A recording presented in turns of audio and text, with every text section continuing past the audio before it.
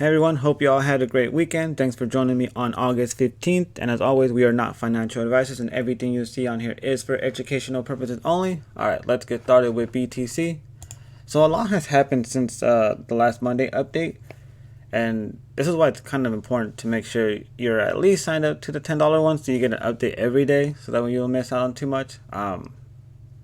Luckily on BTC, not much has happened. It's just literally gone sideways. I would have figured this would have happened more over here. Obviously, it's pushed up a little bit more, but still staying there. There's another top trend line that it's, obviously getting rejected at. And I can still see us doing this movement here where it's just kind of going like a sideways downward movement. And eventually, it's going to have to come back down to the bottom trend line because it's getting rejected too many times at the top. And it's going to have to touch the bottom. This is supposed to go up, down, up, down, up. Not touching the bottom, so it has to come back down. On top of that, we still have our two targets, 22,664 and 22,400. If we push down to those levels, you can see that the trend line is right there. Well, it should be... It'll actually be a lot lower now. I'm going to push it down to this one. So, bottom one will be around 21K. Well, yeah, 21,300 area, because we're way over here now, or 21,500, kind of like a downward sideways movement. It's staying nice and strong up there. You could even put a trend line here. So here would be our first resistance down here. So, and this actually matches up with this nicely. So it's going to come down here. Our first fib line resistance will be about 23,678. We break below this trend line, then we're definitely going to come down to our targets. We're actually on a strong fib line now at 25,209, and that's also a top trend line, so I'm going to remove that just so we have it there. I'll put this here so we remember. And I know there's a lot going on here, so bear with me. We'll put this here. We'll put this over here. But we still got these two trend lines, white fib line targets that we need to hit. We still have the 17 on there. We haven't forgot about that. There's still a chance that the market could forget about it or we'll come back down to it later. But for right now, we're just going to stick to these two and then that. And if we drop below that, then we obviously know where our target is at. But like I was saying, I can still see us going sideways like this. Will we have a big drop finally? I don't know, man. It's such a big delay that I kind of feel like that's a miss now. But we'll see what happens. A lot of times when I make a call, it gets delayed. People start thinking like, oh, start questioning my calls and everything like that, but that's kind of normal. I'm used to it. But I don't change my point of view like a lot of people. Like the market is bullish, so I'll be bullish. The market is bearish, so I'm bearish. No, when I still have targets, I stick to these targets. So I'm gonna stick to my two targets up here in this. As you can see, it's just literally just playing with everyone's emotions. Like it's ready to go. Everybody's already thinking the same thing. Oh, that was the bottom. That's the bottom. We're gonna take off. Let's moon, which we haven't. If we look at a lot of the other coins, they're just pushing down or either going sideways. Algo had a nice little push, dropped it right back down. HBAR, Matic gave us a nice little pump, but again, it's all the way right back down, and we're technically below the trend line now. So if we close here, make another red. Matic's in a really, really bad spot. Rose actually pushed up a little bit more, hit the next fib line, and then dumped all the way down than what I mentioned before. I do have a certain pattern that I'm looking at on Rose right now. So I'm looking at something like this. We go down, we'll go up, we'll come back down, we'll go back up, down, and then have a nice little pump. So I do see Rose doing another nice little pump. This is still in the early stages, so we're going to see how this follows through. I'm going to remove this for now. I do have a second arrow target on the white line. Oh, not white line. Yellow line, which is... Oops. Why did I do that? Go back to Rose. Go to here. And it's 0.10202. So this is our bullish target on Rose. We'll make these green because we're bullish. And I just put this line here thinking like, hey, our bottom could be somewhere in this area here. So I'm going to keep an eye on it. But I do have a bullish target on Rose again. When we look at Shiba, this is where it got really interesting the last couple of days. We had a we had a breakout target at 13.15, just in case, because because of woo woo on the spiritual side and stuff like that, we had this pump that they saw coming. So we were kind of really watching Shiba because we wanted to make sure we can ride this. So I had a breakout point at 13.15, which was a white fib target. So when we were down here in the last Monday update, I mentioned, hey, like we still have this target at 12.74. We closed that, and we still had our white fib target at 13.15. So we closed that. Had a nice push up. I think we had two breakout targets because there was two times where we could have thought, hey, this could be a top or this could be a top. Once we got out on the first one, I posted another breakout. It broke above that, gave us a nice little pump again. So for everybody who got in, congratulations. That was really exciting and fun. Yesterday I mentioned right before everything started dropping, I told everybody, hey, don't get greedy. Make sure you take some profit. It likes to make these big unique pumps and then drop either all the way back down or it'll go sideways.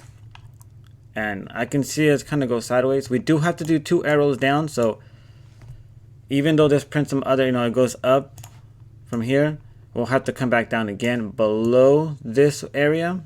And this is if it closes in red. If it pushes back up, turns green, we already have another breakout point against it, unless it's, if it tries to take off again, we have a breakout point price, which is around I think I put 1840, 1845. I need to go double check. Obviously not near the top because again, it could wick up just to get you in and then dump on you. So we want to have it a little bit higher in case it goes above that and takes off. But if we close this red candle, then we do have a price that we have to, continue to drop back down. So let's say it closes here, it's 15.18 and Shiba starts to push all the way back up to 17.24. Well, we have to drop below this area. So it's gonna be really interesting. I gotta see where Shiba's gonna close. Shiba 24. Okay. And it's early. Today's still way early. People will easily FOMO into Shiba, so a bunch of people can easily come over and start getting in. And then we have a nice little pump again. Now, if we just do a little simple copy of the pattern here. Oops, wrong spot. Let's say we copy this. You would see oh, cool, we're going to go up. Look, and it could even go up to retest that. Maybe even break a little bit just to get people in and then dump all the way back down. And then go sideways for a while. Where's 24? Right there. So it could do something like that and go sideways for a little while and then have its second pump all the way up here. So obviously I'm going to look into that to make sure that's actually going to play out. But for right now, if it closes this red, we have to do a second one down. We do know that, hey, it was supposed to be a little pump. It retraces and then a really big pump happens. So that's why I'm going to have that breakout price right there. I'd rather just not deal with this, not care about all this noise. Whether if I need to get in at the bottom, at the top, or bottom. Play none of that. As soon as it finally goes here, takes off, we'll be in. Don't want to play all that noise. A lot of times, it's a lot of stress you really don't need. You're still going to make profit. Just like down here, we mentioned okay, we take off, from here to here, it's only 7%. We'll still get in. You still get a big chunk of this candle, right? You missed a little bit down here in this little area, but you still got a bunch of this, and you didn't have to worry about all of these spikes up and then spikes back down, spikes up and then spikes back down, right? You ignore a lot of that stuff. A lot of times, that's why they say less is more. Don't try to be in every single trade, in and out. That's how you can easily get right. Less is more. Plan a nice little trade, have a stop loss where you would get out in case the price drops. But other than that, I don't think everybody else pretty much dropping back down. AVAX pushing back down almost to its target of 26.96. What? I had another target for near pushing back down. I do have a target of 0.487. Data pushing back down. I have a target of 1.35. So, we'll just wait for those targets to hit. And for now, we're just going to be keeping an eye on Bitcoin. Again, I still see it dropping back down to this side. Its first major resistance will be this trend line here, which is around 23,500 area. We still have these two white fibs that Bitcoin needs to come back down and knock out. And again, if we drop this low halfway, it's a good chance we can still drop to this bottom trend line. So we'll see how we play out, unless we become super bullish somehow and get above the second trend line, because this first one's not even that great anymore. It's gonna be the second one, so we would have to get above that. So it's gonna take a lot for Bitcoin to be really bullish. And I think I saw somebody post something about Mt. Gox, and I think they'll get their Bitcoins third week of August. So we look at that.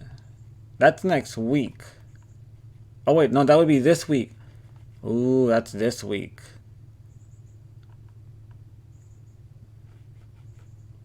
Worst case scenario next week. So they could dump the market on us. Who knows? Maybe the people will come in and be like, hey, you know what? We bought it at $300 for Bitcoin. It's 25, 22. See, bottom of 22. So it's 25, to 22,000 that most people are going to be like excited to sell at. Like they'll still sell at 22,000. They're going to sell at 25,000. So, and then right now it's 24. And I'm just going based off like the ranges, like 25 and then 22. So this range here, and they're going to have a bunch of Bitcoin. I'm trying to see if they can actually hold.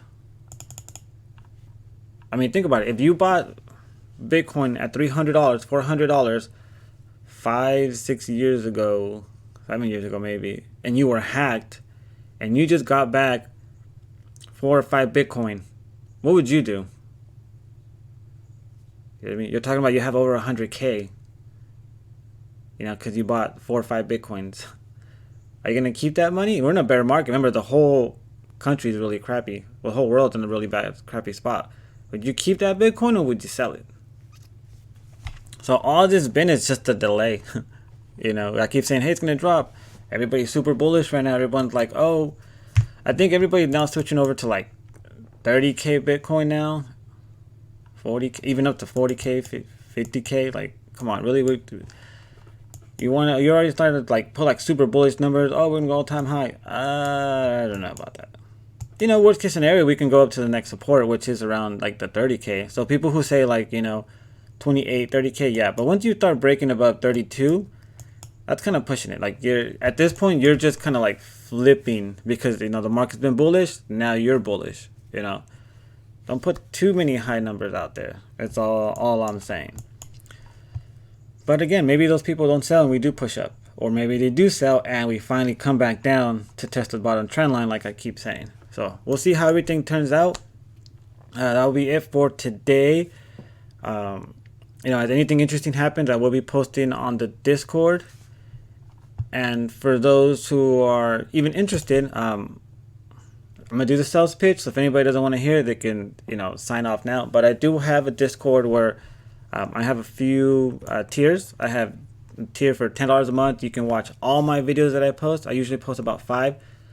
Sometimes 6 videos a week in case like something big happens. I have a $30 tier called Peace of Mind. And the reason I call it Peace of Mind is because you actually get a peace of mind. In the Discord, I post a bunch of updates. So let's say a coin pumps and you're like freaking out because you're not in it yet. I help people not FOMO in or FOMO out. That's why I call it a peace of mind. I do have an edge tier where you do get an edge on the market where you can actually request charts. So I can let you know where your coins are at. It's a good time to get into your coins, or maybe you should get out of your coins. On top of that, you do get some Zoom sessions on there in case you want to go over portfolios or you're having trouble with the wallet or anything like that. And I do post some scalp trades. And for anybody interested in learning how to scalp trade, I do have 2 options here. I have one where I have a training video, and this could be for complete beginners. And I also have a one-on-one. So for those that actually want, extra time where we can talk personally one-on-one, I have these 2 options as well. If anybody has any questions or concerns, feel free to always reach out to me, and I'll see you guys on the next update.